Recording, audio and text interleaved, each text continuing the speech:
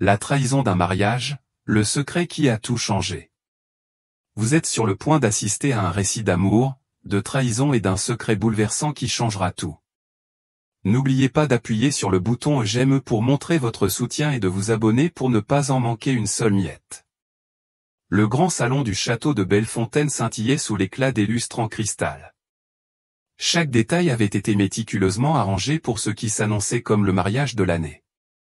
Adrien Lefebvre, le PDG de 38 ans du géant technologique Lefebvre Tech Solutions et l'un des hommes les plus riches de France, ajustait sa cravate en soie italienne, son regard balayant les derniers préparatifs.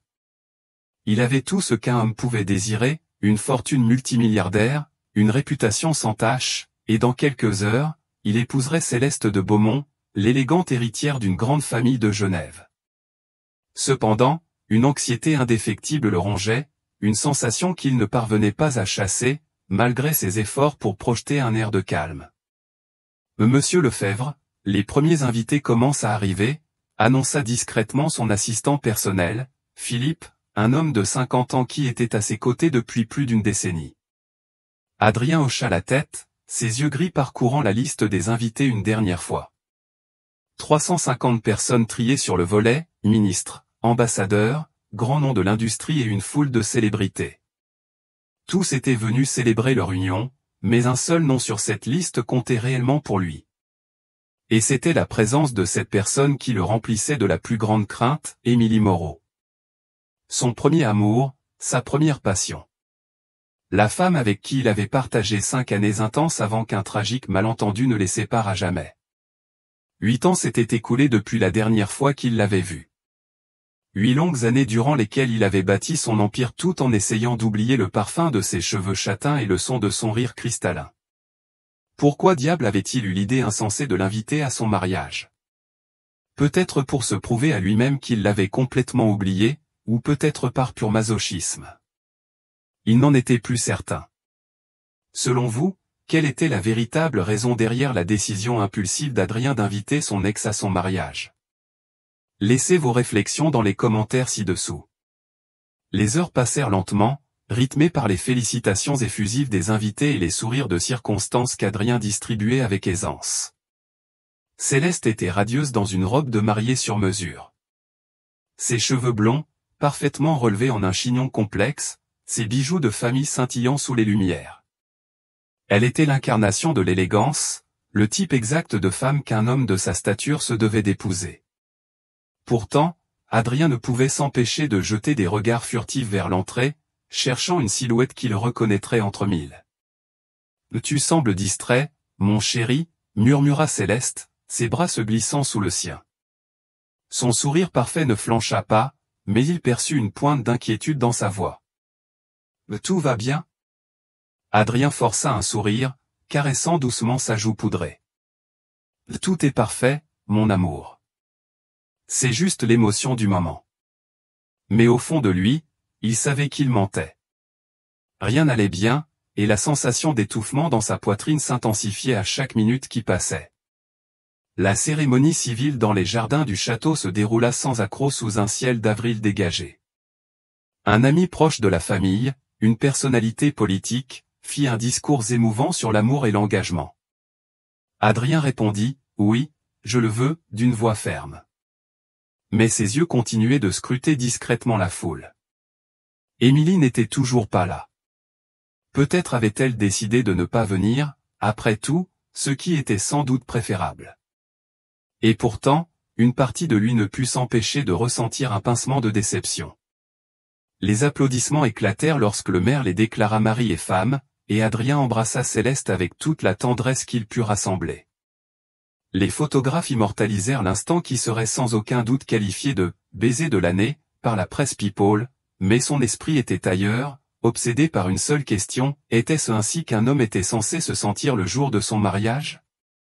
Cette sensation de vide, comme s'il était un acteur dans une pièce dont il ne contrôlait pas le scénario. Le vin d'honneur battait son plein depuis environ 1 heure lorsque Philippe s'approcha d'Adrien avec son air habituellement préoccupé. « Monsieur, nous avons une situation délicate à l'entrée. Une mademoiselle Moreau vient d'arriver, mais... » Il hésita, ce qui était inhabituel pour cet homme normalement si direct. Mais quoi, Philippe? Elle n'est pas venue seule, monsieur. Elle est accompagnée d'une petite fille qui semble avoir environ 7 ans. Adrien sentit son sang se glacer. 7 ans. Exactement l'âge qu'aurait un enfant s'il avait été conçu lors de leur dernière nuit ensemble, cette nuit de passion et de larmes qui avait précédé leur rupture finale.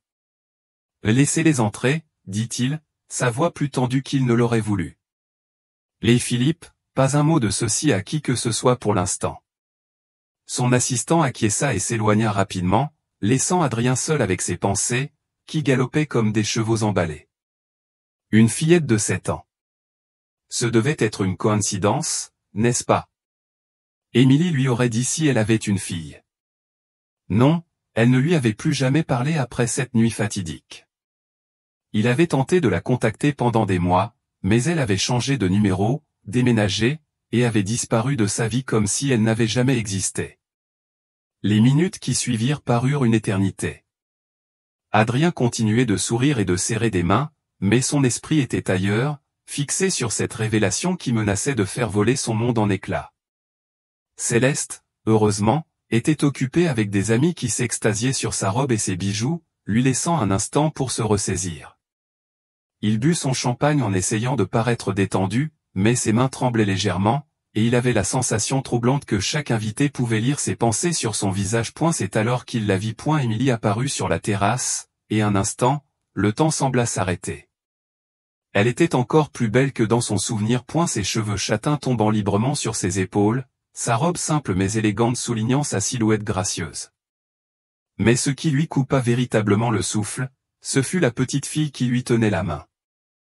Une fillette aux cheveux châtains clairs et aux yeux gris si incroyablement similaires aux siens qu'il ne pouvait nier la vérité qui le frappait maintenant comme un coup de massue. La petite était son portrait craché à cet âge. Les mêmes traits fins, le même regard intense, la même façon de pencher légèrement la tête quand quelque chose l'intriguait. Adrien sentit ses jambes flageoler et dut s'appuyer discrètement contre une colonne pour rester debout. Comment était-ce possible? Comment Émilie avait-elle pu lui cacher l'existence de sa fille pendant toutes ces années? Le regard d'Émilie balaya la foule jusqu'à ce que ses yeux croisent les siens. Et dans cet instant qui parut une éternité, 8 années de silence et de non-dit pesèrent entre eux comme un lourd linceul. Elle était pâle, visiblement aussi secouée que lui. Mais il y avait dans ses yeux une détermination qu'il ne lui connaissait pas. La petite fille, pendant ce temps, regardait autour d'elle avec curiosité, impressionnée par l'opulence du château et l'élégance des invités. « Maman, c'est vraiment ici que papa se marie ?» demanda la fillette d'une voix claire qui parvint aux oreilles d'Adrien malgré le brouhaha ambiant.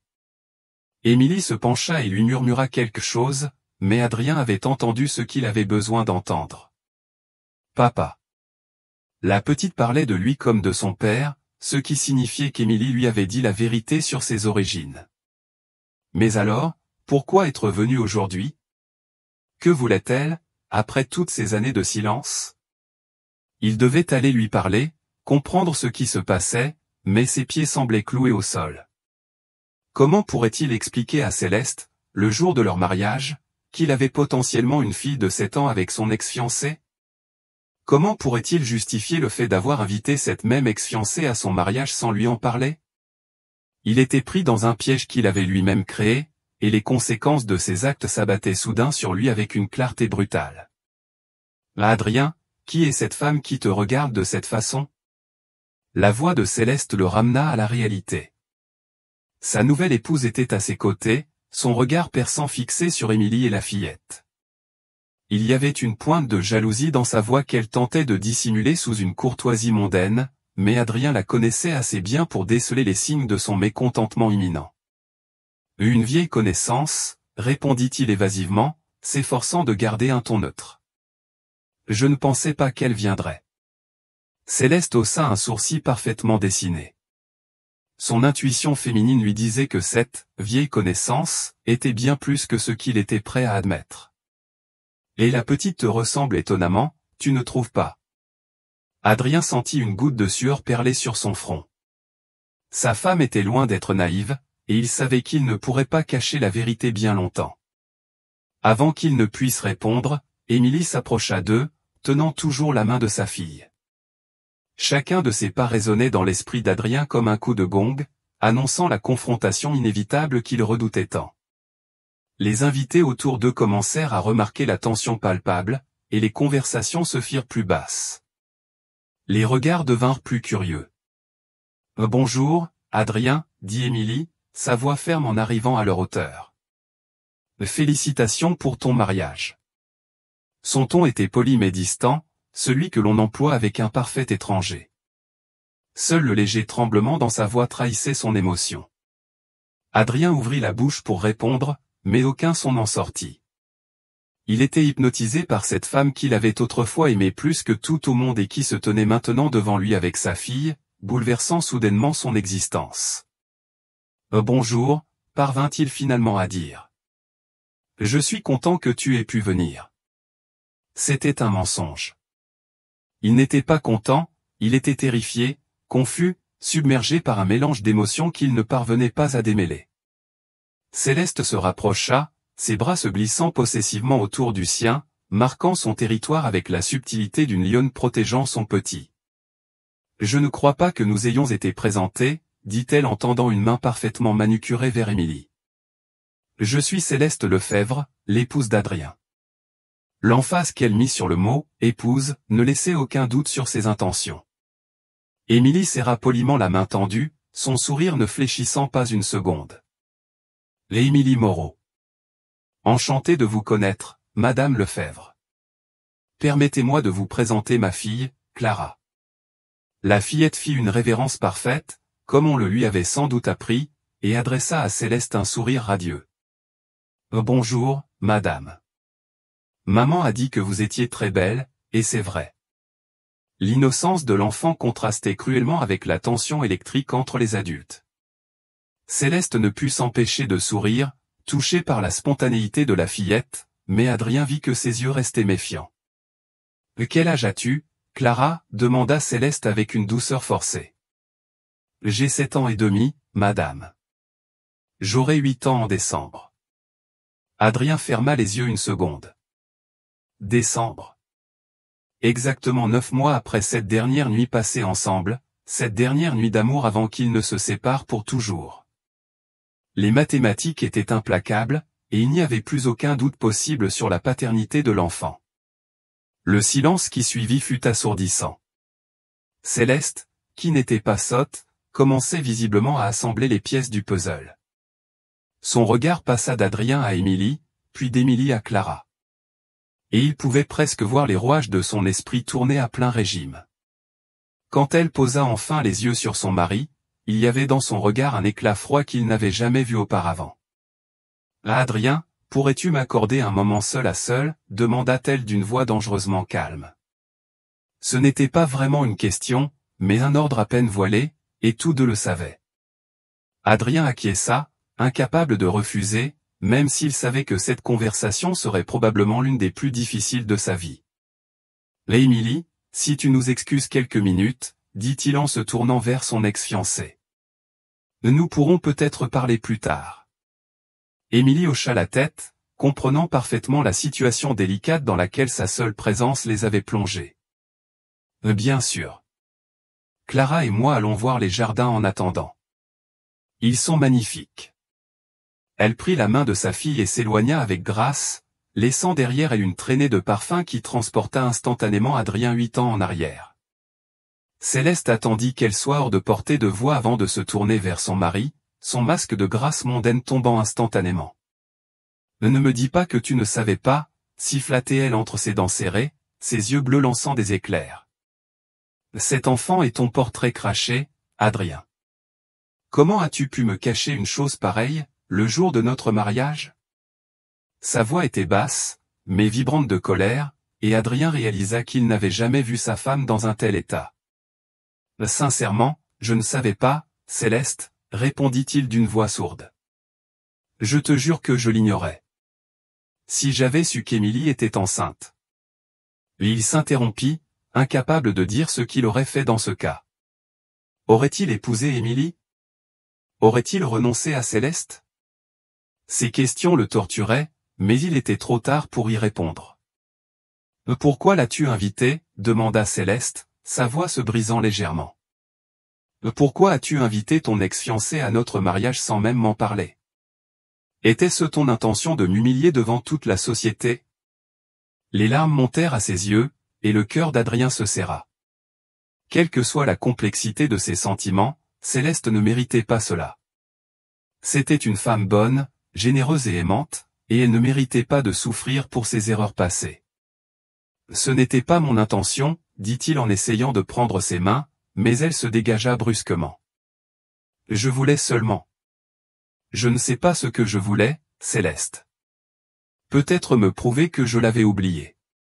Peut-être avoir une conversation avec elle pour enfin clore ce chapitre de ma vie. Je n'avais aucune idée qu'elle viendrait avec. Avec ta fille, termina Céleste avec amertume. Ta fille, dont tu ignorais l'existence jusqu'à aujourd'hui. Comment est-ce possible, Adrien? Comment une femme peut-elle cacher un enfant à un homme pendant 7 ans? Sa question était juste. Et Adrien se posait la même depuis qu'il avait vu Clara pour la première fois. Pourquoi Émilie n'avait-elle rien dit? Qu'est-ce qui l'avait poussé à élever sa fille seule pendant toutes ces années? Je ne sais pas, admit-il, mais j'ai bien l'intention de le découvrir. Céleste, je sais que c'est terrible pour toi, pour nous, mais je ne peux pas faire comme si cet enfant n'existait pas maintenant que je sais qu'elle est là. C'est ma fille. Les mots jaillirent avant qu'il ne puisse les retenir, et il vit immédiatement l'effet qu'ils eurent sur sa femme. Elle pâlit, vacilla légèrement et dut s'appuyer contre le mur pour ne pas tomber. « Ta fille » répéta-t-elle comme si les mots étaient un poison dans sa bouche. « Nous sommes mariés depuis 3 heures, Adrien, et tu m'annonces déjà que tu as une fille avec une autre femme. Comment attends-tu que je réagisse? Comment espères-tu que nous construisions notre avenir ensemble avec ce secret entre nous? » Sa voix était maintenant étouffée par les sanglots qu'elle tentait désespérément de réprimer, consciente que tous les invités pouvaient les regarder. Adrien voulut la serrer dans ses bras, la rassurer, lui promettre que rien ne changerait entre eux, mais il savait que ce serait un mensonge. Tout avait changé à l'instant où il avait posé les yeux sur Clara. Cet enfant était sa chair et son sang, et il ne pourrait jamais faire comme si elle n'existait pas. En même temps, il aimait Céleste, ou du moins il croyait l'aimer, et il ne voulait pas que leur mariage se termine avant même d'avoir commencé. « Nous trouverons une solution, dit-il finalement, bien qu'il n'ait aucune idée de ce qu'elle pourrait être. Laisse-moi parler à Émilie, comprendre pourquoi elle a fait ça, et ensuite nous verrons comment gérer la situation. » Céleste le fixa, ses yeux scrutant son visage comme si elle essayait d'y lire son avenir. « D'accord, dit-elle enfin. Mais sois bien clair, Adrien. Je ne partagerai pas mon mari avec le fantôme de son passé. Que cette femme est ta fille ou non, tu devras choisir. C'est elle ou moi, mais pas les deux. » Sur ces mots, elle fit demi-tour et retourna vers les invités, remettant instantanément son masque de jeune mariée radieuse. Adrien la regarda s'éloigner, se demandant s'il venait de perdre sa femme le jour de son mariage. Il resta seul quelques minutes, essayant de se reprendre et de décider de son prochain mouvement. Autour de lui, la fête battait son plein. Les invités riaient, buvaient du champagne et dansaient au son de l'orchestre qu'il avait fait venir spécialement de Paris. Personne ne semblait avoir remarqué le drame qui venait de se jouer, ou du moins, il feignait de l'ignorer pour sauver les apparences. Dans le monde où évoluait Adrien, les scandales devaient rester secrets, les émotions contenues et les façades maintenues à tout prix. Finalement, il se dirigea vers les jardins, son cœur battant plus fort à chaque pas qui le rapprochait d'Émilie et de Clara. Il les trouva près du bassin aux nymphéas. La fillette comptait joyeusement les poissons rouges, tandis que sa mère regardait pensivement l'eau qui scintillait sous le soleil couchant. Émilie ne se retourna pas quand il s'approcha, mais il vit ses épaules se raidir légèrement, trahissant qu'elle était consciente de sa présence. « Salut, papa !» s'exclama joyeusement Clara en le voyant. Et ces 2 simples mots frappèrent le cœur d'Adrien comme une bombe. « Papa !» Sa propre fille l'appelait papa, alors qu'ils venaient à peine de se rencontrer. Comment était-ce possible? Que lui avait dit Émilie à son sujet, exactement? « Salut !» Clara, répondit-il doucement, s'accroupissant à son niveau. De près, la ressemblance était encore plus stupéfiante. Cet enfant était un mélange parfait de lui et d'Émilie, avec ses cheveux châtains au reflet auburn, ses yeux gris tachetés de vert et son sourire espiègle qui lui rappelait tant sa propre enfance. « Mais tu es très jolie dans ta robe bleue. » Clara sourit, rayonnante du compliment, et fit une petite pirouette. « C'est maman qui l'a achetée spécialement pour venir te voir. Elle a dit que c'était un jour très important et que je devais être la plus belle. » Adrien leva les yeux vers Émilie, qui avait finalement daigné se tourner vers eux. Son visage était impassible, mais il y avait dans ses yeux verts une profondeur d'émotion qu'il ne parvenait pas à déchiffrer. « Clara, tu veux bien aller voir les signes sur l'étang ?» demanda doucement Émilie. « Mais ne t'approche pas trop du bord, d'accord ?» La fillette hocha la tête avec enthousiasme et s'éloigna en sautillant, laissant ses parents face à face pour la première fois en 8 ans. Le silence qui s'installa entre eux était lourd, chargé de tant de non-dits, de reproches silencieux et de questions sans réponse, qu'Adrien ne savait par où commencer. Il parvint finalement à prononcer un simple mot qui résumait toutes ces questions. « Pourquoi ? Pourquoi ne m'as-tu rien dit ? Pourquoi as-tu élevé notre fille seule ? Pourquoi venir aujourd'hui, le jour de mon mariage ?» Émilie comprit parfaitement le sens de sa question, et son visage se durcit légèrement. « Parce que tu m'as fait comprendre très clairement que tu ne voulais plus jamais me voir, » répondit-elle d'une voix calme mais pleine de reproches. « Parce que tu m'as accusé de choses terribles cette nuit-là, Adrien. Parce que tu as refusé de m'écouter quand j'essayais de te dire la vérité. Alors, quand j'ai découvert que j'étais enceinte, j'ai préféré élever notre fille loin de toi plutôt que de risquer qu'elle subisse ton mépris. » Adrien sentit un poignard se tordre dans sa poitrine. Cette nuit, il y a 8 ans, revenait le hanter avec une précision douloureuse.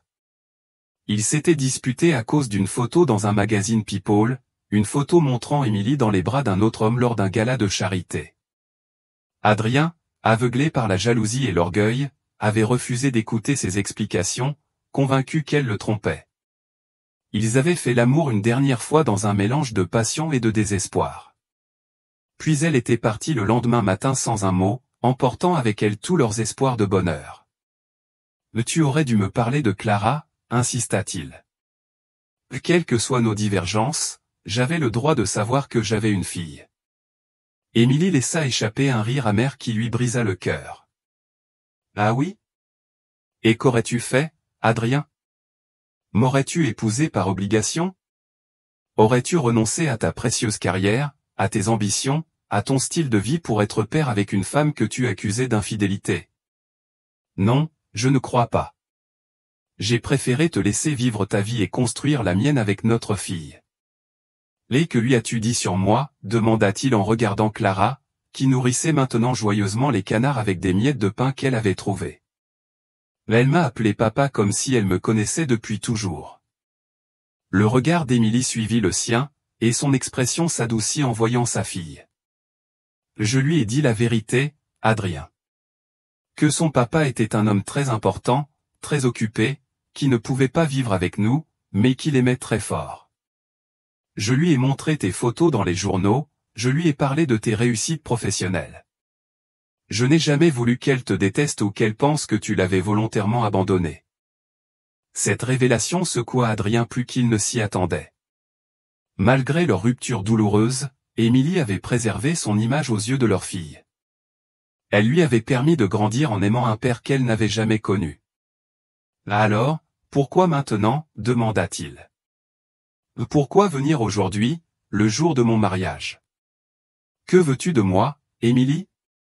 Il y avait une supplique dans sa voix qu'il n'essaya même pas de cacher. Il avait besoin de comprendre, de donner un sens à cette situation qui bouleversait tout ce qu'il croyait savoir de sa vie. Émilie prit une profonde inspiration avant de répondre, comme si elle rassemblait son courage pour dire quelque chose de difficile. « Parce que Clara est malade, Adrien. Elle a besoin d'une greffe de moelle osseuse, et je ne suis pas compatible. » Sa voix se brisa sur les derniers mots, et Adrien vit des larmes perler dans ses yeux verts.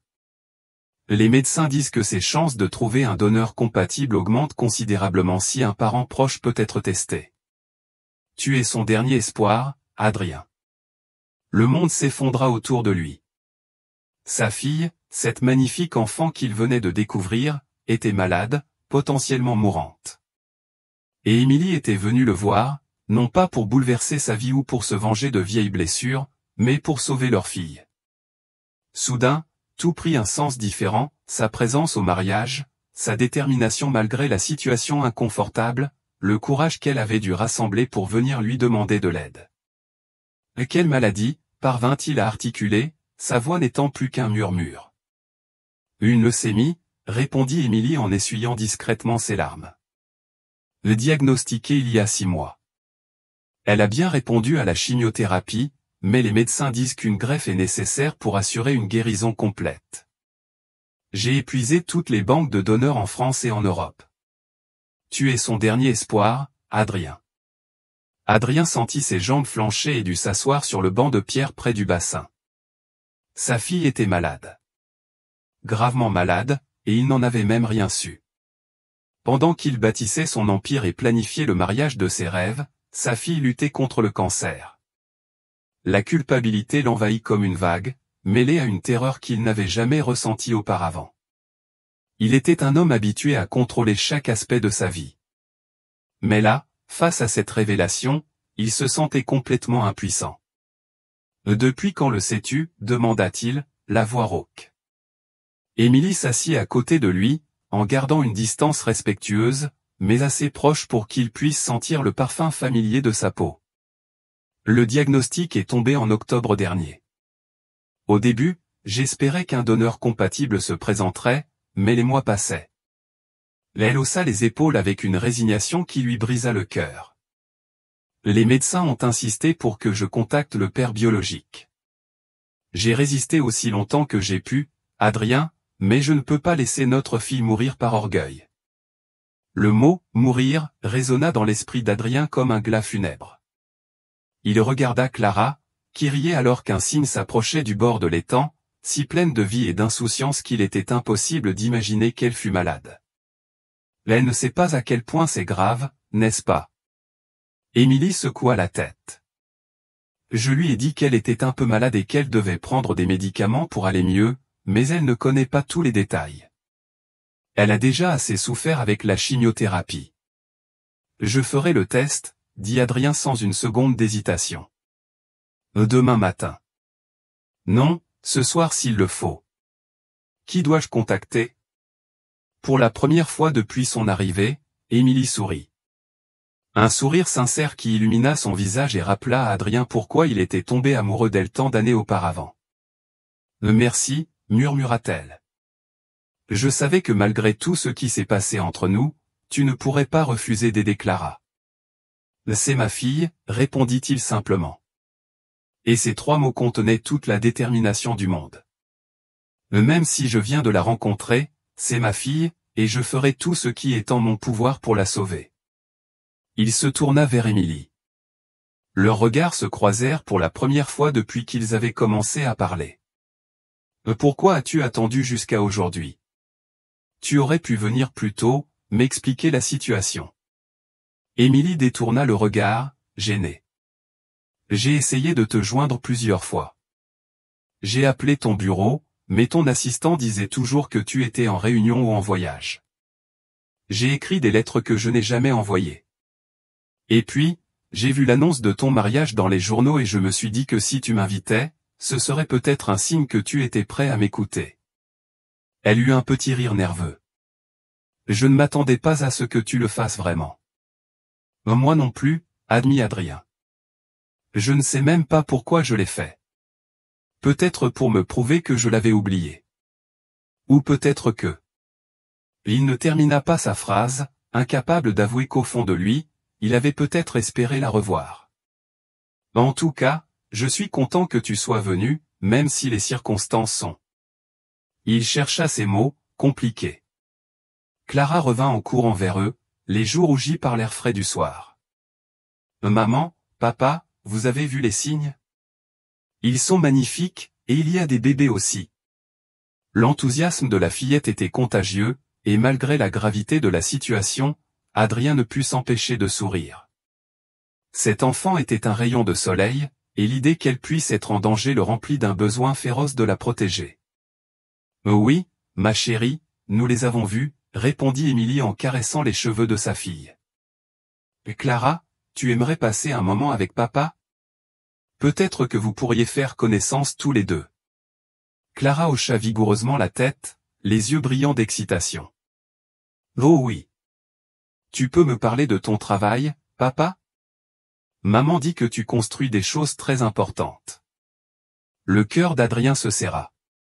Cet enfant le regardait avec un amour et une admiration si inconditionnels que cela le bouleversa jusqu'au plus profond de son être. Comment avait-il pu passer à côté de tout cela? Comment avait-il pu vivre 7 ans sans connaître l'existence de ce merveilleux petit être?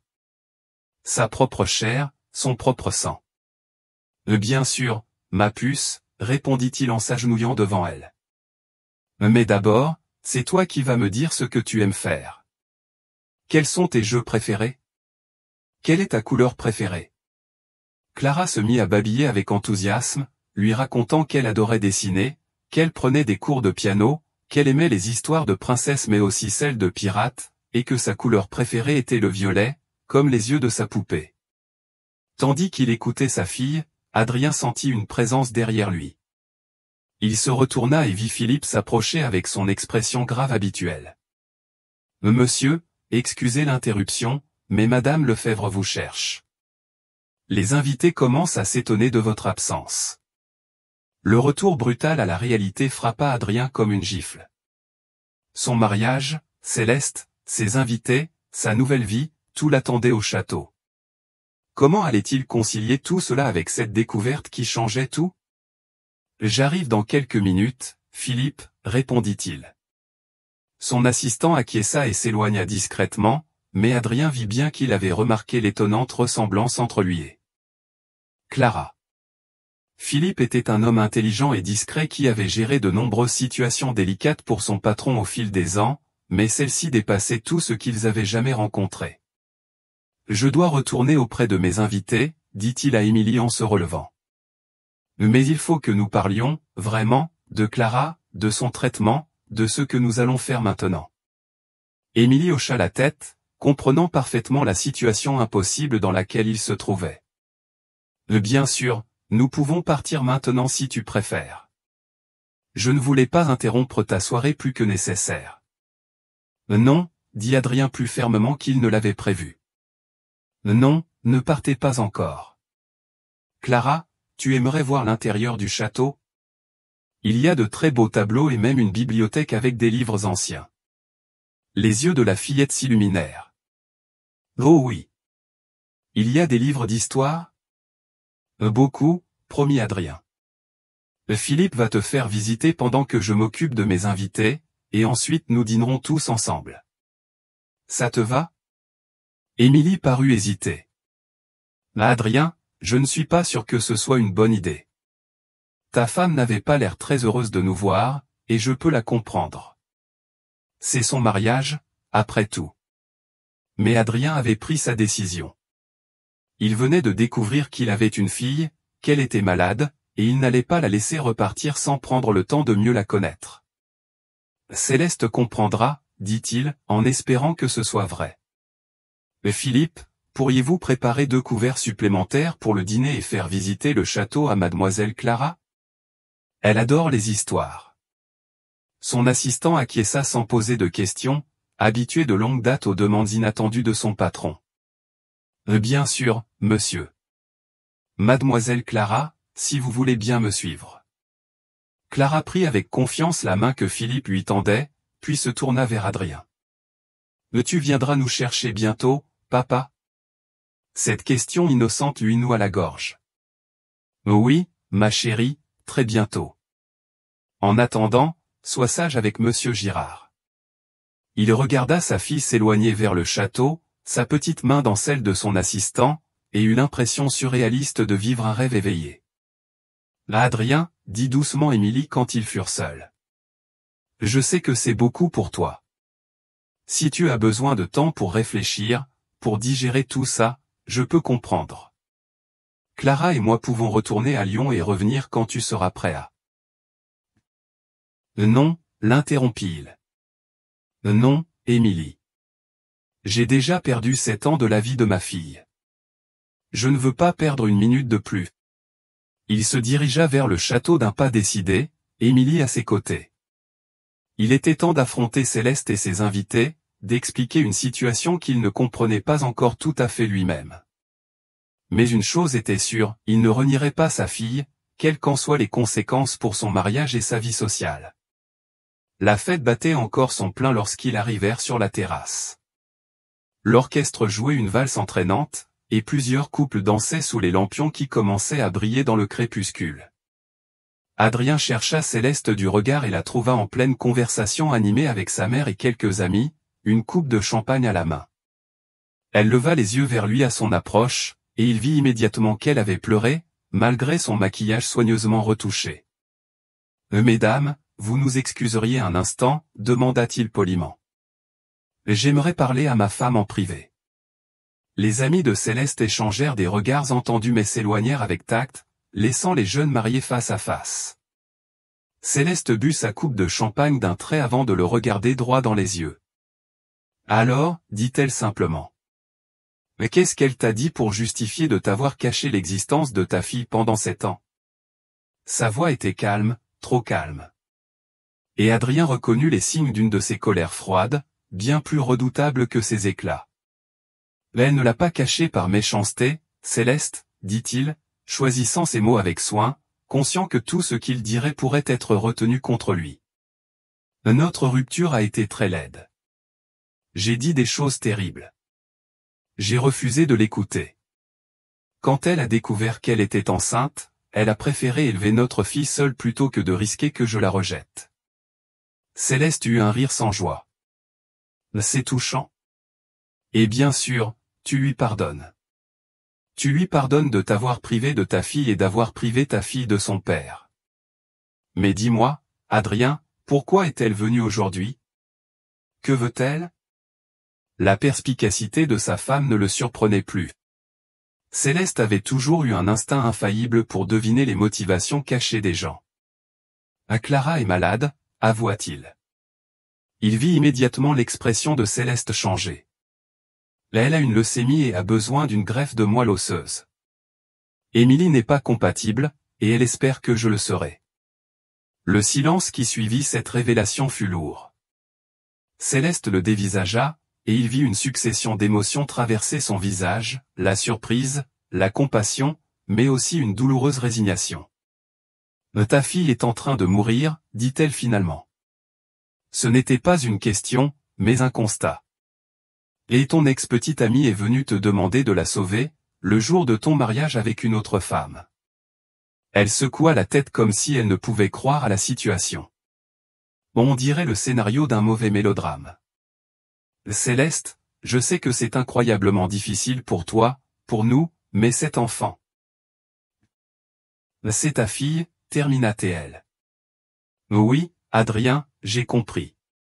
Ta fille que tu ne connaissais pas il y a 1 heure et pour qui tu es maintenant prêt à mettre notre mariage sens dessus-dessous. » Il y avait une amertume dans sa voix qu'il n'avait jamais entendue auparavant, et il réalisa qu'il était en train de perdre sa femme le jour même de leur union.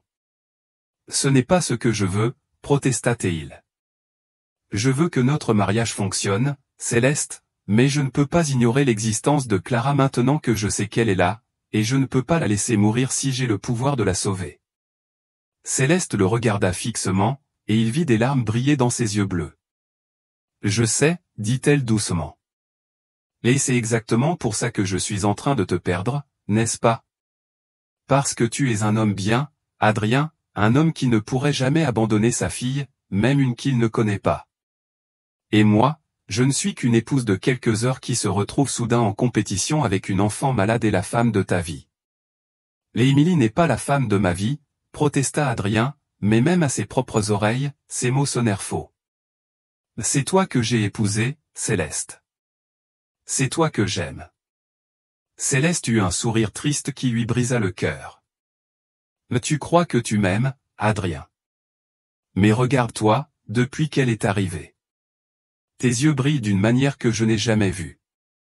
Cette femme et cet enfant ont réveillé en toi quelque chose que je n'ai jamais réussi à toucher. Il voulut protester, mais au fond de lui, il savait qu'elle avait raison. Depuis qu'il avait vu Émilie et Clara, il s'était senti vivant d'une manière qu'il avait oubliée, comme si une partie de lui, en sommeil depuis 8 ans, s'était soudainement réveillée. Cela ne signifiait pas qu'il n'aimait pas Céleste.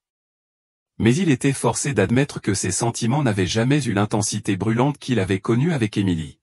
« Que veux-tu que je fasse ?» demanda-t-il, se sentant impuissant. « Dis-moi ce que tu attends de moi, Céleste, et je le ferai. » Elle le regarda avec une tristesse infinie, et il comprit qu'elle avait pris sa décision. « Ce que je veux, c'est que tu fasses ce test pour ta fille. Je veux que tu la sauves si tu le peux. Et je veux que tu sois honnête avec toi-même sur ce que tu ressens vraiment pour sa mère. »« Et nous ?» demanda-t-il d'une voix rauque. « Qu'est-ce qu'il va advenir de nous ?» Céleste prit ses mains dans les siennes, ses doigts caressant l'alliance qu'il ne portait que depuis quelques heures. « Je ne sais pas, Adrien. Peut-être que nous arriverons à surmonter ça. Peut-être que tu choisiras ta nouvelle famille. Ou peut-être que nous découvrirons que notre mariage était une erreur dès le départ. » Il ne put le nier. Peut-être que leur mariage était en effet une erreur. Peut-être avait-il épousé Céleste parce qu'elle représentait la stabilité, la respectabilité, tout ce qu'un homme de sa position était censé désirer, plutôt que le grand amour. Cette pensée le terrifiait, mais il ne pouvait plus l'ignorer. « Je ne veux pas te perdre, dit-il sincèrement. Céleste sourit à travers ses larmes. « Je ne veux pas te perdre non plus. Mais je ne veux pas non plus d'un mari qui reste avec moi par obligation ou par habitude. Si nous devons être ensemble, Adrien, ce doit être parce que nous nous aimons vraiment, pas parce que nous avons signé des papiers ce matin. » L'orchestre entama une nouvelle mélodie, plus douce, plus mélancolique. Autour d'eux, les invités continuaient la fête, inconscients du drame qui se jouait entre les jeunes mariés. Adrien aurait voulu arrêter le temps, revenir quelques heures en arrière, avant qu'Émilie et Clara ne fassent irruption dans sa vie et ne mettent tout sens dessus-dessous. Mais il savait que c'était impossible. Il ne pouvait plus faire comme si sa fille n'existait pas. « Monsieur Lefebvre. » La voix de Philippe le fit sursauter. Son assistant se tenait à quelques mètres, accompagné de Clara, qui tenait un livre à la main, les yeux brillants d'excitation. « Mademoiselle Clara veut vous montrer quelque chose qu'elle a trouvé dans la bibliothèque. » Adrien échangea un regard avec Céleste, qui hocha la tête presque imperceptiblement. Quoi qu'il se passe entre eux, il ne pouvait pas faire payer cette enfant innocente pour les complications de leur vie d'adulte. « Que as-tu trouvé, ma puce ?» demanda Adrien en s'agenouillant devant sa fille. Clara lui tendit fièrement le livre. « C'est un livre de contes très ancien. Monsieur Girard dit qu'il a plus de 100 ans. Et regarde, il y a de très beaux dessins. » Elle ouvrit le livre à une page illustrée montrant une princesse dans un château, et Adrien reconnut une des pièces de la collection de la famille de Beaumont. « C'est très beau, en effet, » dit-il en admirant les délicates illustrations. « Sais-tu lire l'ancien français ?» Clara secoua tristement la tête. « Non, les mots sont trop difficiles. Mais maman m'apprend le français moderne à la maison. Elle dit que c'est important de connaître plusieurs langues. » Adrien jeta un coup d'œil à Céleste, qui observait la scène avec une expression indéchiffrable. « Bonjour, ma petite, » dit soudain Céleste en s'approchant de Clara. « Alors, cette visite du château ?» La fillette la regarda avec ses grands yeux gris, un peu intimidée par l'élégance de la jeune femme. « Très bien, madame. Votre maison est très belle. C'est un vrai château de princesse. » Malgré la tension de la situation, Céleste ne put s'empêcher de sourire. « Merci, ma chérie. Dis-moi, as-tu faim? Le dîner va bientôt être servi. » Adrien fut touché de voir sa femme s'efforcer d'être gentille avec Clara malgré les circonstances. Quelle que soit l'issue de leur crise conjugale, Céleste restait une femme de grande classe qui ne ferait jamais payer une enfant pour les erreurs des adultes. « Oh oui, j'ai très faim » s'exclama Clara. « Et maman aussi. » Elle n'a rien mangé depuis ce matin. Elle était si nerveuse de venir vous voir. Cette révélation innocente rappela à Adrien qu'Émilie, elle aussi, vivait un moment très difficile. Il lui avait fallu un courage immense pour venir le voir le jour de son mariage, sachant qu'elle risquait d'être mal reçue, tout cela dans l'espoir de sauver leur fille. Il réalisa qu'il n'avait même pas pensé à lui demander comment elle allait, si elle avait besoin d'une aide financière pour les soins de Clara, si elle faisait face à cette épreuve seule. « Où est maman, d'ailleurs » demanda-t-il à Clara.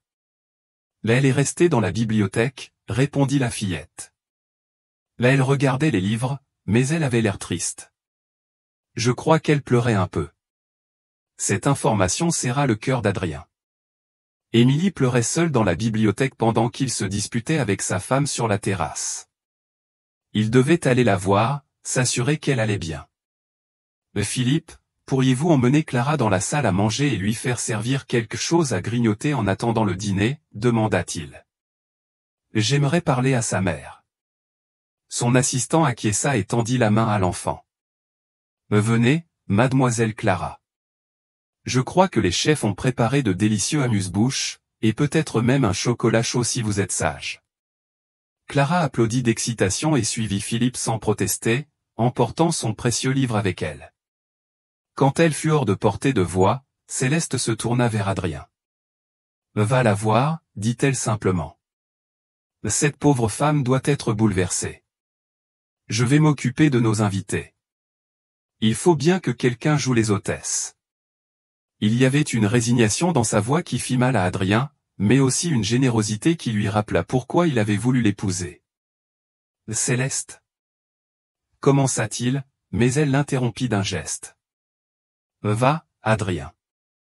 Nous aurons toute une vie pour parler de nous. Cette femme et cet enfant ont besoin de toi maintenant. » Elle lui déposa un baiser rapide sur la joue, un baiser aussi léger qu'une plume, puis retourna vers ses invités, son sourire de façade parfaitement en place. Adrien se dirigea vers la bibliothèque, le cœur battant. Il trouva Émilie debout devant la grande baille vitrée donnant sur les jardins, les bras croisés sur sa poitrine, une posture défensive qu'il connaissait bien. Elle ne se retourna pas quand il entra, mais il vit ses épaules se raidir légèrement. « Clara m'a dit que tu étais triste, » dit-il doucement. « Ça va ? Comment veux-tu que ça aille, Adrien » répondit-elle sans se retourner. « Je viens de faire irruption dans ta nouvelle vie le jour de ton mariage pour t'annoncer que nous avons une fille ensemble et qu'elle est en train de mourir. Ta femme me déteste. Tes invités me regardent comme une intruse.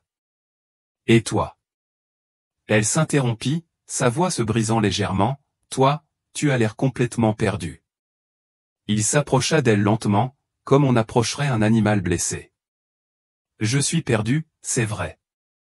Mais pas pour les raisons que tu crois. » Elle se retourna enfin, et il vit qu'elle avait effectivement pleuré. Ses yeux verts étaient rougis, son maquillage légèrement flou malgré ses efforts pour le rattraper. Elle était toujours belle, d'une beauté éblouissante, et il ressentit l'envie de la prendre dans ses bras, de la consoler, comme tant de fois par le passé. « Je suis perdu parce que tout ce en quoi je croyais vient de s'effondrer en quelques heures, » continua-t-il. « Je pensais avoir construit une vie parfaite, stable, prévisible, et soudain tu apparais avec notre fille, et tout ce que je croyais important me semble futile. Mes affaires, mon mariage, ma réputation. Rien de tout cela n'a d'importance face au fait que Clara est malade. » Émilie le fixa, essayant de déchiffrer ses sentiments. « Je suis désolé, Adrien. Désolé d'avoir fait irruption dans ta vie de cette façon, d'avoir tout mis sens dessus-dessous. Si j'avais eu le choix. » « Tu as bien fait, » l'interrompit-il. « Tu as bien fait de venir.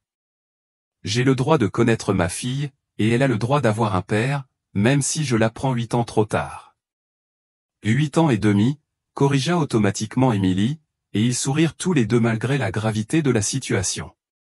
Ce petit moment de légèreté lui rappela le temps où ils étaient heureux ensemble, où ils pouvaient rire de tout, où l'avenir semblait radieux et plein de promesses.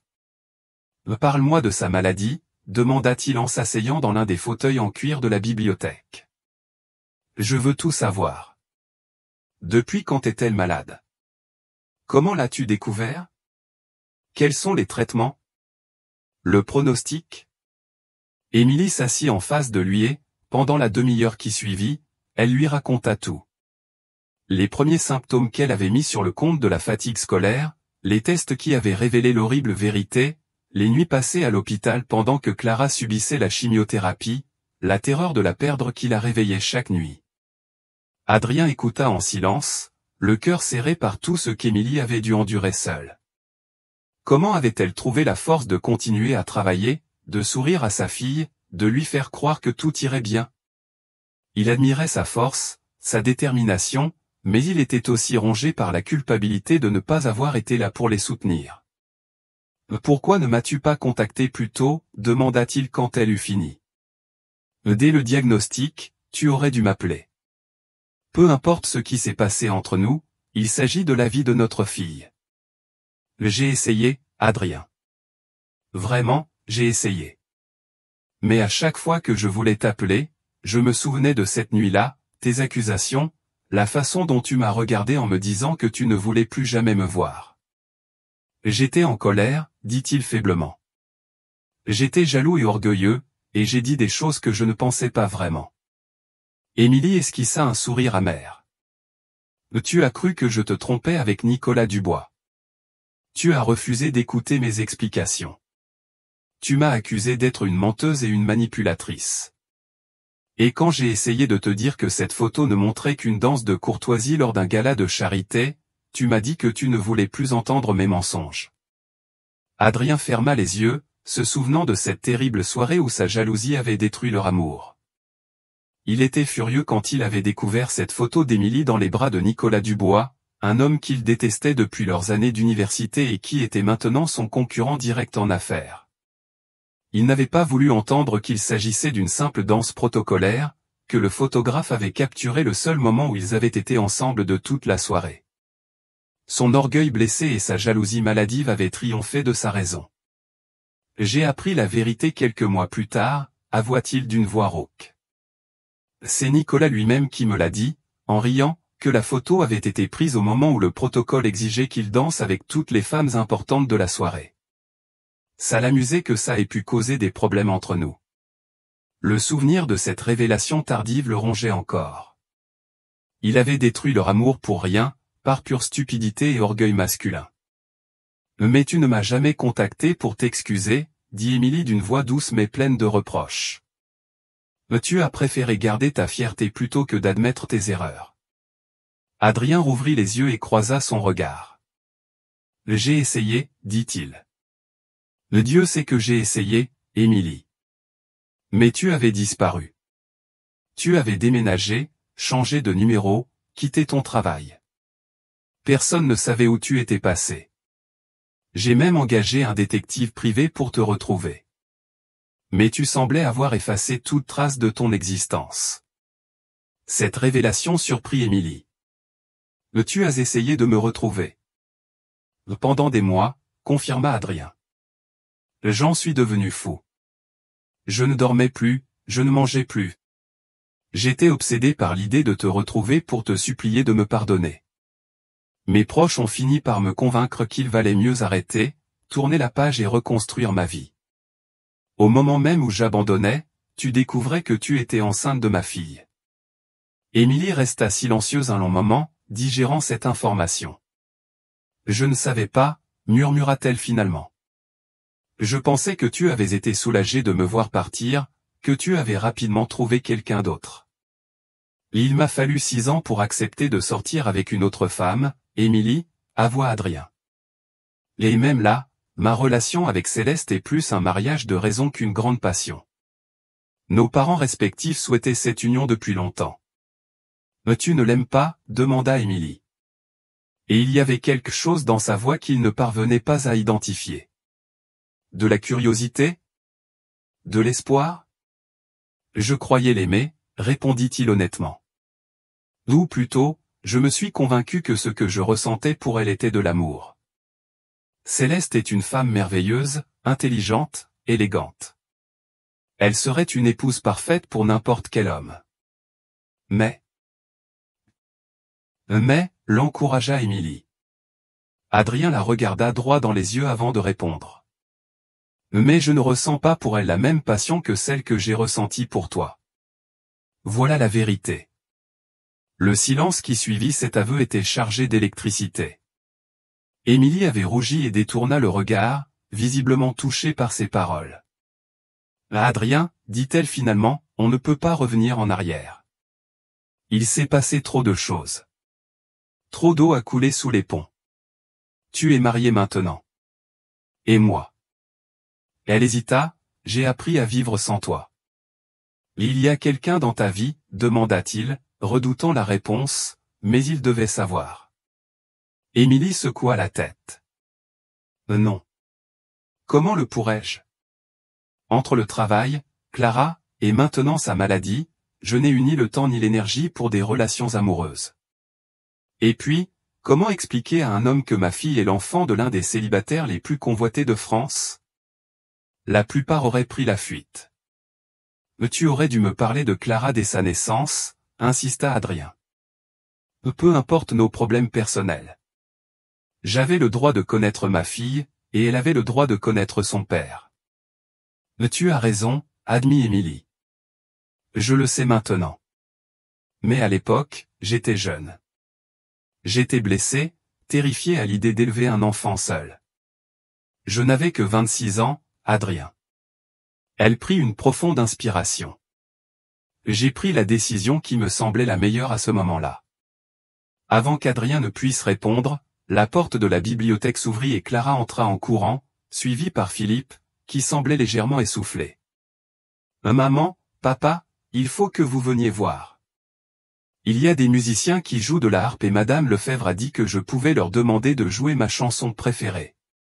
L'enthousiasme de la fillette était contagieux, et malgré la gravité de leur conversation, Adrien ne put s'empêcher de sourire. Et quelle est ta chanson préférée, ma puce? La vie en rose, s'exclama Clara. Maman me la chante tous les soirs avant de dormir.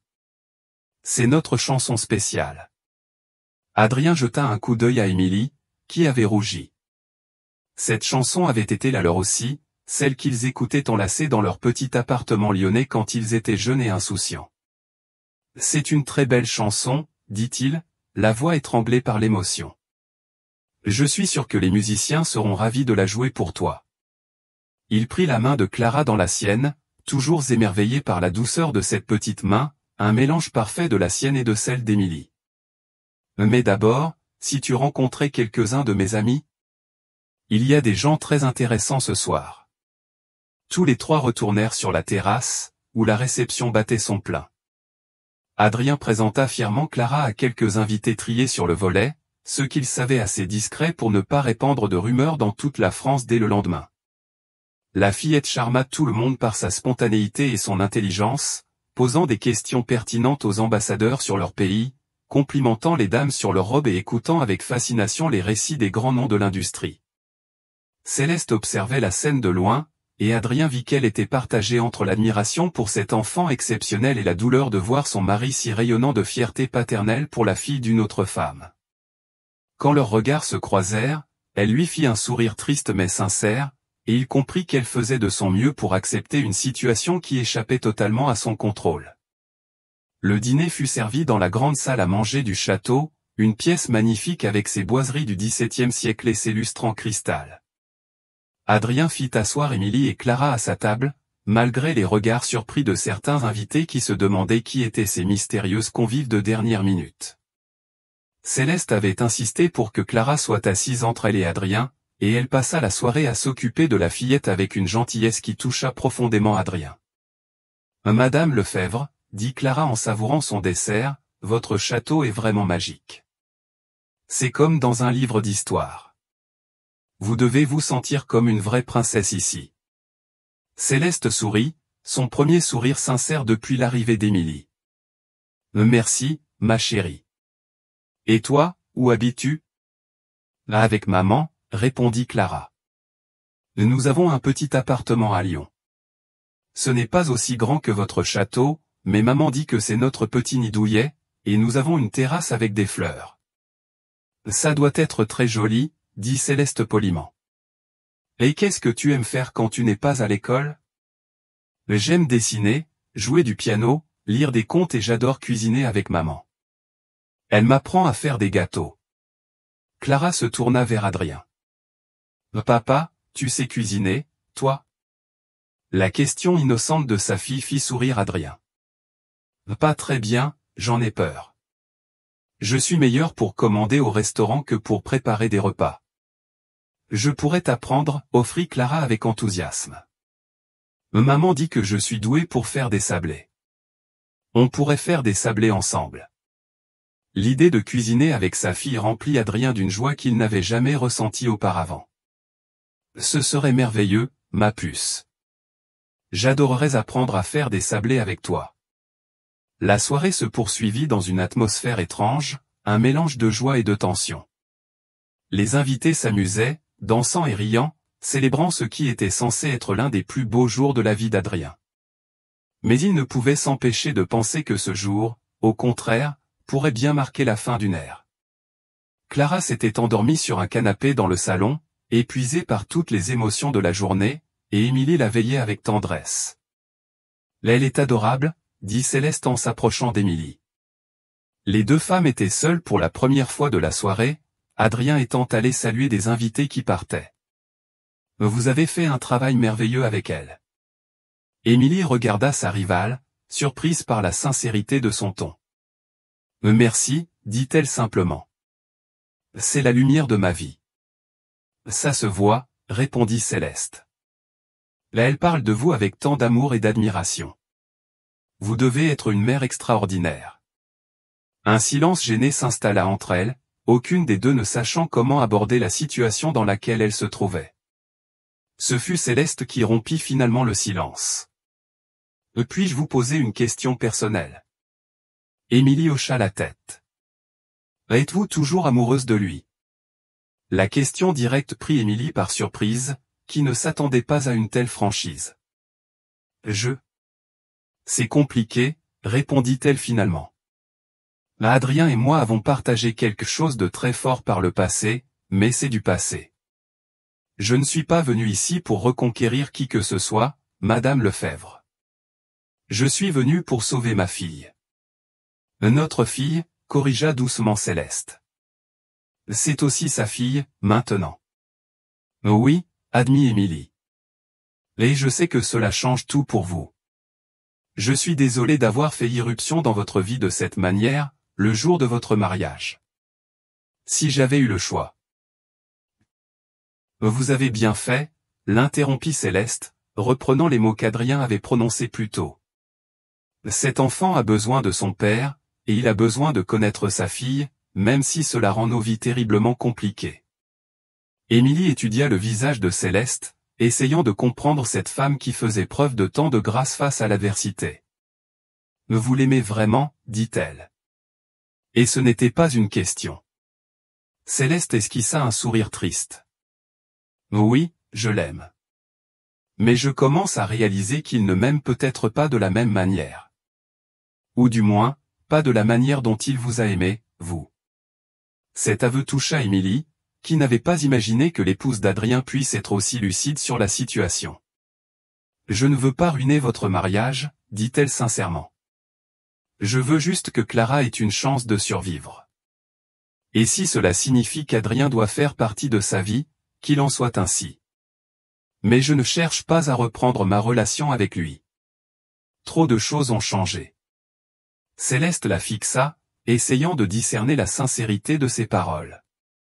« Vous le pensez vraiment? » Oui, répondit fermement Émilie. Je ne suis plus la jeune femme naïve que j'étais.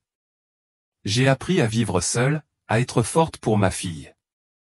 Je n'ai plus besoin qu'Adrien me sauve. Adrien choisit ce moment pour revenir vers elle et sentit immédiatement la tension entre les deux femmes. « Tout va bien ?» demanda-t-il en regardant tour à tour sa femme et son ex-fiancé. « Parfaitement », répondit Céleste en se levant. « Émilie et moi faisions connaissance. Tu as une fille remarquable, Adrien. Tu peux être fier. » Sur ces mots, elle s'éloigna, laissant Adrien perplexe quant à ce qui venait de se passer. De quoi avez-vous parlé? Demanda-t-il à Émilie. De Clara. De la situation. De ce que nous allons faire maintenant. Émilie caressa tendrement les cheveux de sa fille endormie. Ta femme est une personne bien, Adrien. Elle ne mérite pas de souffrir à cause de nos erreurs passées. Adrien s'assit à côté d'elle, contemplant le visage serein de Clara. Qu'est-ce qu'on va faire, Émilie? Comment va-t-on gérer tout ça? Un pas à la fois, répondit-elle avec pragmatisme. D'abord, tu fais le test de compatibilité. Ensuite, on voit si tu peux aider Clara. Et après? Elle haussa les épaules, après, on improvisera. L'important, c'est qu'elle aille bien. Le reste, on trouvera une solution plus tard. Adrien hocha la tête, admirant une fois de plus la force et le pragmatisme d'Émilie. Elle avait toujours eu cette capacité à se concentrer sur l'essentiel lorsque la situation devenait critique. J'appellerai mon médecin demain matin, promit-il. Non, je l'appellerai ce soir. Je veux que ce test soit fait le plus vite possible. Adrien, dit doucement Émilie.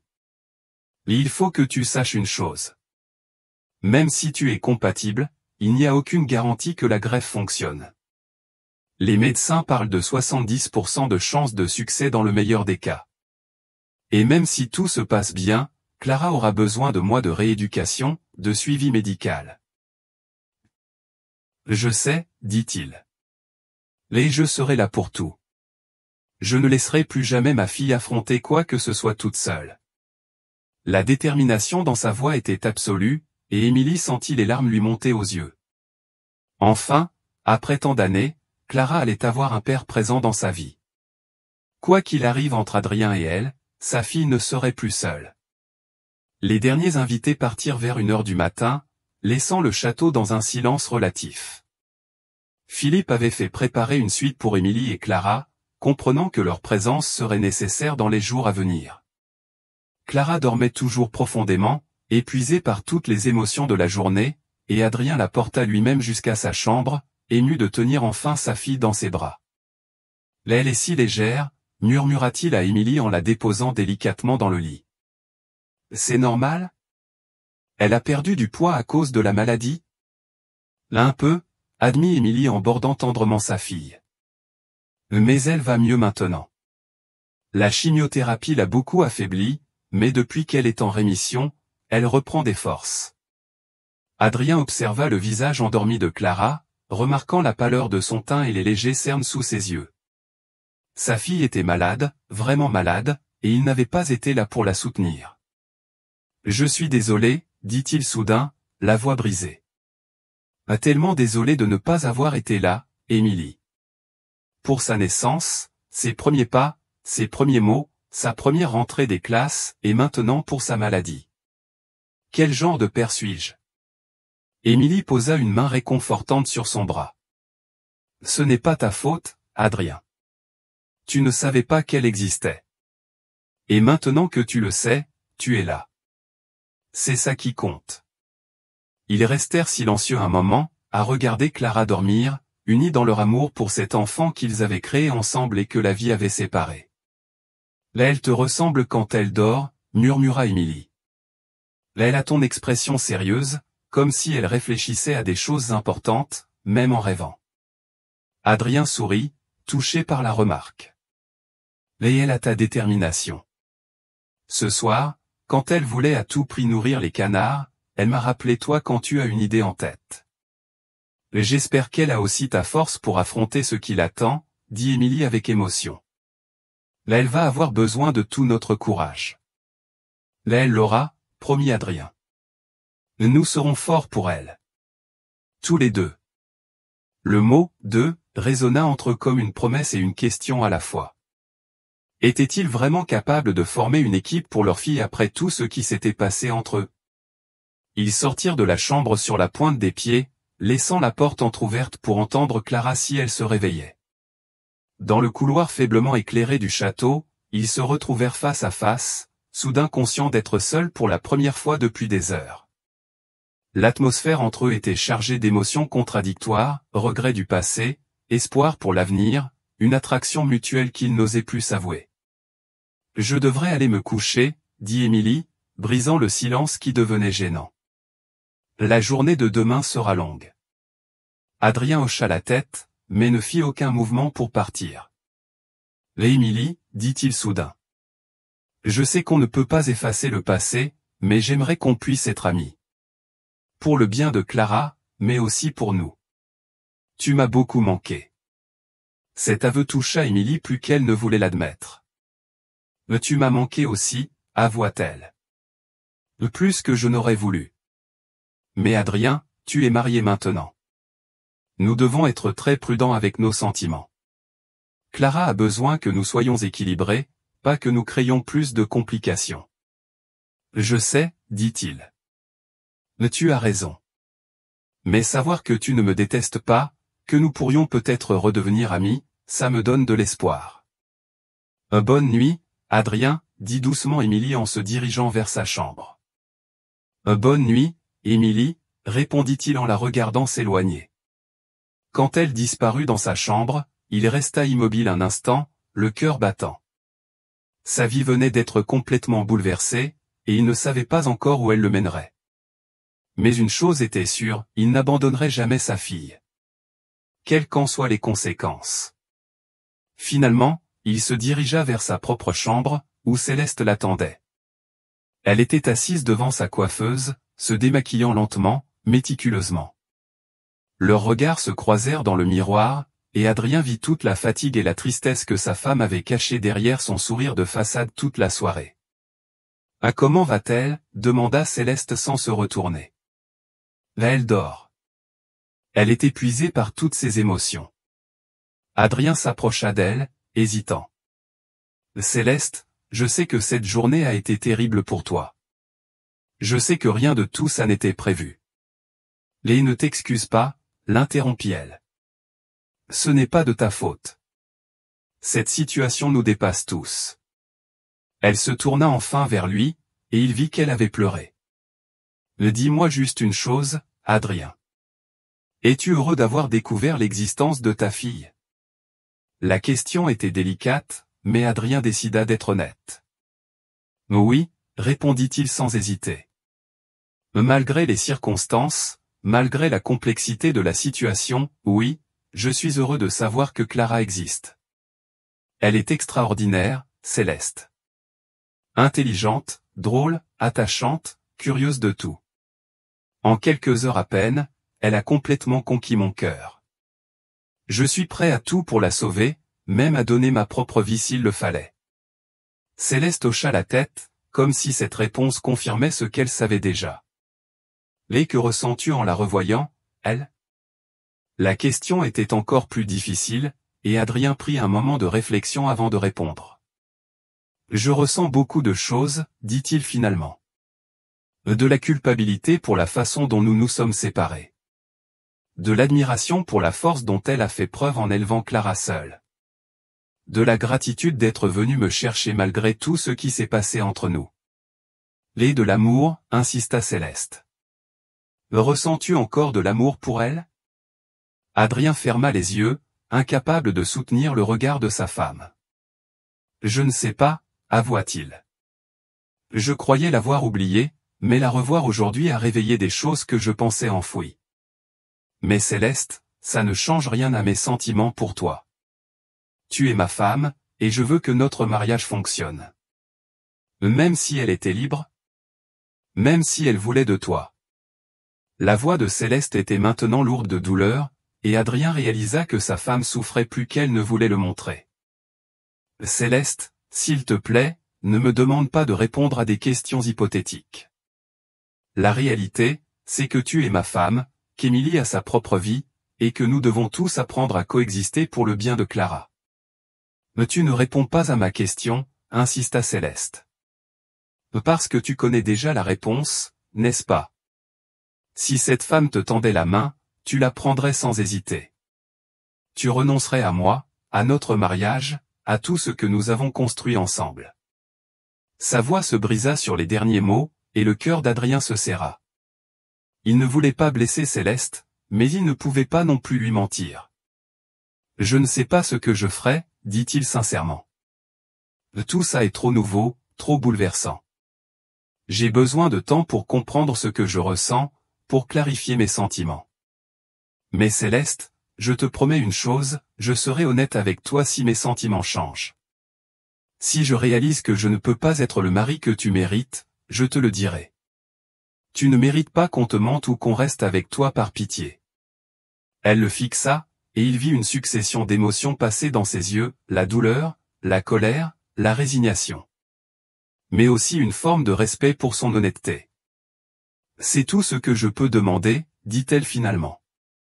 L'honnêteté, même si la vérité fait mal. Elle se leva et se dirigea vers le lit, ses mouvements lents hélas trahissant l'épuisement émotionnel de la journée. « Où vas-tu dormir » demanda-t-elle en voyant qu'Adrien ne bougeait pas. « Dans mon bureau » répondit-il. « Je crois que nous avons tous les deux besoin d'espace pour réfléchir. » Céleste hocha la tête, reconnaissante qu'ils ne prétendent pas que tout allait bien entre eux. « Bonne nuit, Adrien » dit-elle en se glissant sous les draps. « Bonne nuit, Céleste. »« Et merci. »« Merci ? Pourquoi ? » D'avoir été si gentil avec Clara. Ce soir, tu aurais pu être froide, hostile, mais tu as été merveilleuse avec elle. Ça compte beaucoup pour moi. Céleste eut un sourire triste. La nie est pour rien dans tout ce gâchis. Et puis, comment pourrait-on ne pas l'aimer ? Sur ces mots, elle éteignit la lumière, plongeant la pièce dans l'obscurité. Adrien resta immobile un instant, puis sortit silencieusement de la chambre. Il se rendit dans son bureau, une pièce qu'il avait aménagée dans une tour du château et qui lui servait de refuge quand il avait besoin de réfléchir. Les murs étaient tapissés de livres et une grande baille vitrée donnait sur les jardins éclairés par la lune. Adrien s'assit dans son fauteuil en cuir et regarda la nuit, essayant de faire le point sur cette journée qui avait tout changé. Il était père. Cette pensée le remplissait d'une joie qu'il n'avait jamais ressentie auparavant, mêlée à une terreur panique à l'idée que sa fille soit malade. Clara était tout ce qu'il avait toujours rêvé chez une fille, intelligente, drôle, attachante, curieuse de tout. En quelques heures à peine, elle avait complètement conquis son cœur. Il était prêt à tout pour la sauver, même à donner sa propre vie s'il le fallait. Et Émilie. Revoir Émilie avait été comme un coup de poing dans l'estomac. Toutes les émotions qu'il croyait avoir surmontées étaient revenues en force, l'amour, le désir, le regret, la culpabilité. Elle était encore plus belle qu'avant, mais surtout, elle avait acquis une force et une maturité qui la rendaient encore plus captivante. La façon dont elle avait élevé leur fille seule, la façon dont elle affrontait la maladie avec courage, la façon dont elle était venue le chercher malgré leur passé douloureux, tout cela lui inspirait une immense admiration. Et Céleste. Sa pauvre épouse, qui se retrouvait prise dans une tempête qu'elle n'avait pas vue venir. Adrien l'aimait sincèrement, mais il commençait à réaliser que son amour était peut-être plus de l'affection et du respect mutuel qu'une véritable passion. Céleste méritait mieux qu'un mari qui rêvait d'une autre femme. Mais comment le lui dire, au lendemain de leur mariage ? Cette histoire captivante est loin d'être terminée. Si vous voulez savoir ce qui se passe ensuite, merci de liker cette vidéo et de vous abonner à notre chaîne pour en savoir plus. Que pensez-vous des dilemmes auxquels Adrien est confronté ? Comment voyez-vous la suite de cette histoire complexe entre l'amour du passé, les obligations du présent et l'espoir pour l'avenir de Clara ? Partagez vos réflexions dans les commentaires ci-dessous. Vos avis sont d'une importance capitale pour la suite de cette saga émouvante.